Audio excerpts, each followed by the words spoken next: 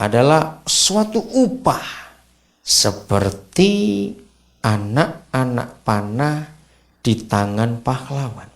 Demikianlah anak-anak pada masa muda.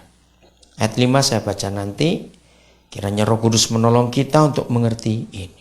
Alkitab adalah satu-satunya buku yang memberitahukan tidak ada buku apapun di dunia. Seorang ahli anak-anak yang hebat pun mengakui bahwa hanya kitab suci kita yang punya suatu prinsip kebenaran. Anak-anak sejak masih kecil sampai masih muda itu seperti anak panah.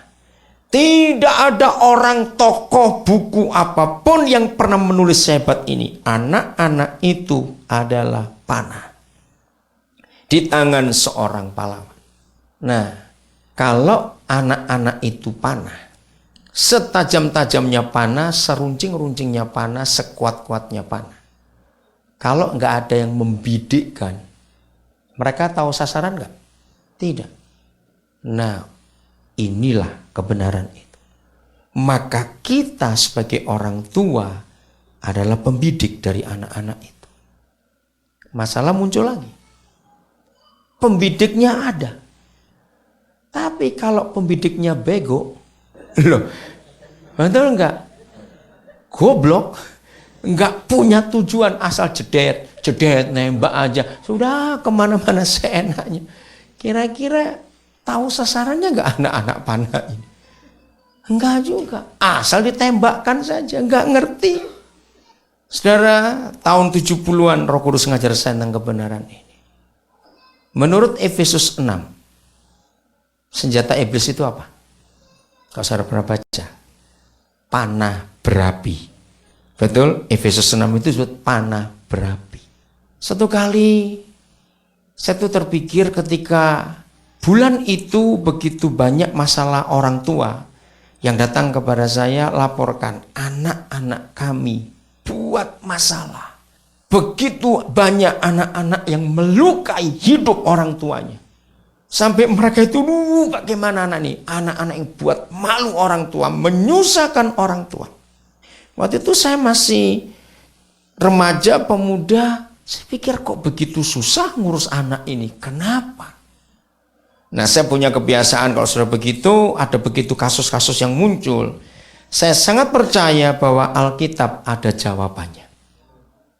Amin, saudara. Alkitab pasti ada jawabannya.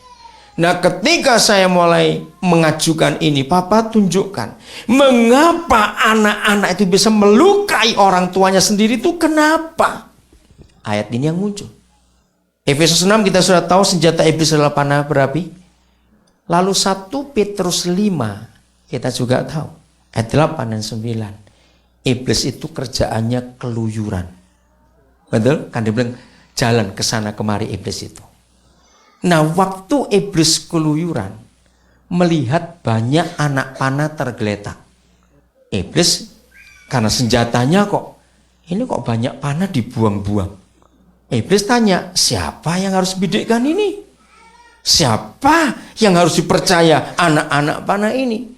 Lalu iblis cari, mana papa mamanya anak-anak panah ini? Dasar mereka itu pemanah. Ambil anak-anak panah itu, dicari bapaknya dulu, cedet, kena tembak anaknya sendiri. Karena bapaknya nggak pusing, anak ini mau dibawa kemana, terserah. Pokoknya papa kasih kamu makan, kasih kamu uang, terserah kamu. Nah, rusak anak-anak itu. Tuhan mau kita membidikkan panah-panah itu, katakan amin. Supaya mereka tahu sasarannya kemana. Ketika Tuhan percayakan pertama anak yang sekarang sudah jadi dokter. Saudara, saya dapat anak ini ketika dia masih 2 SMP. Bersama dengan hamba Tuhan yang seperti John Sudarma, kami pelayanan di Manado. Ringkas cerita, akhirnya saya ketemu ibunya. Saya cari di mana orang tua. Bapaknya nggak tahu, ibunya. Begitu saya ketemu ibunya, saya baru tahu siapa bapak anak ini. Lalu saya berkata kepada ibunya, mulai hari ini saya ambil dia jadi anak saya. Dan ibunya nggak keberatan. Dia tinggal di rumah gembala di kota Manado. Saya bilang pada dia, setiap hari Kamis jam 4 sore waktu Manado, Papa akan telepon kamu. Jadi seperti kemanapun juga, saya tetap akan ingat, Kamis jam 4 sore waktu Manado saya akan telepon. Hanya untuk monitor bagaimana dia. Hidupnya berubah, lulus SMP, saya carikan sekolah yang terbaik karena nilainya cukup baik.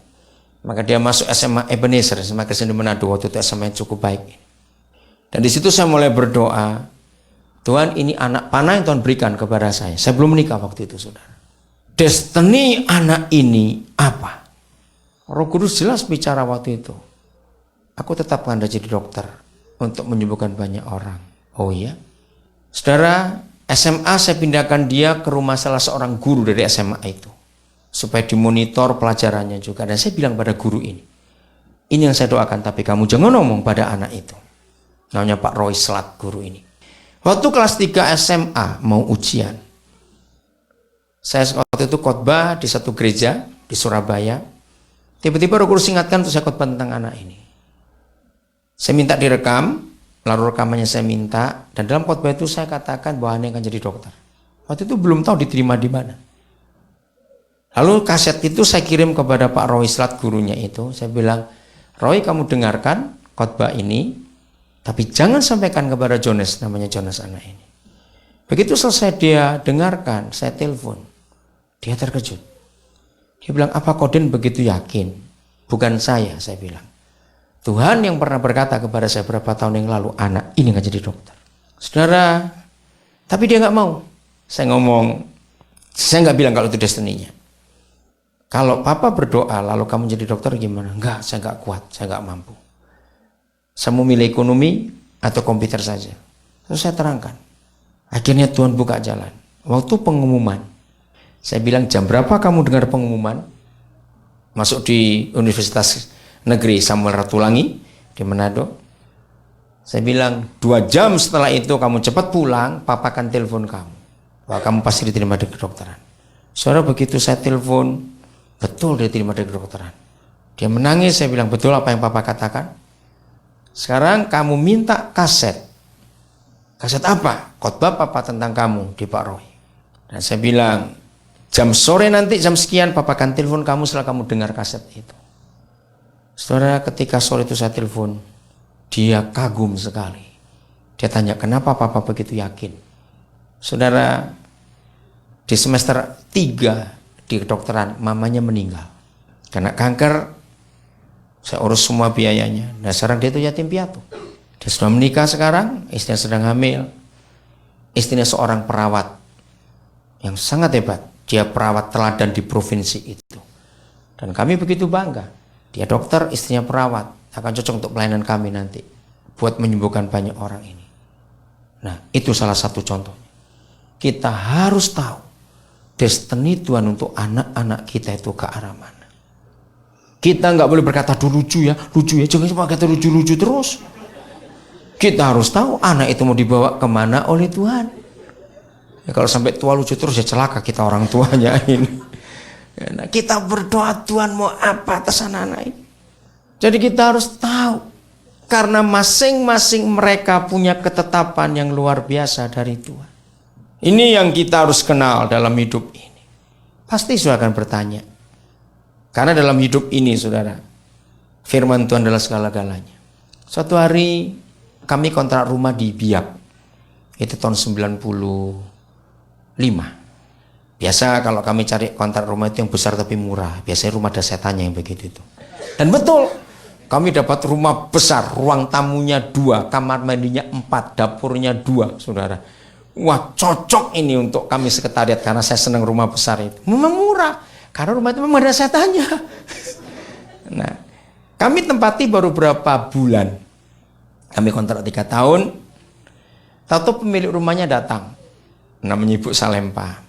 Bilang, Pak Pendeta, tolong anak kami nomor 2 itu bermasalah betul-betul. Oh ya? Ada di mana? Terakhir di Surabaya. Dia sudah habiskan uang kami puluhan juta. Waduh, ternyata ini anak hancur-hancuran hidupnya. Ringkas cerita kami cari, ketemu. Wah, sudah hancur-hancur hidupnya ini. Ya, waktu ketemu masih teler-teler juga begitu, saudara, karena truk sudah dukun, semuanya sudah lah.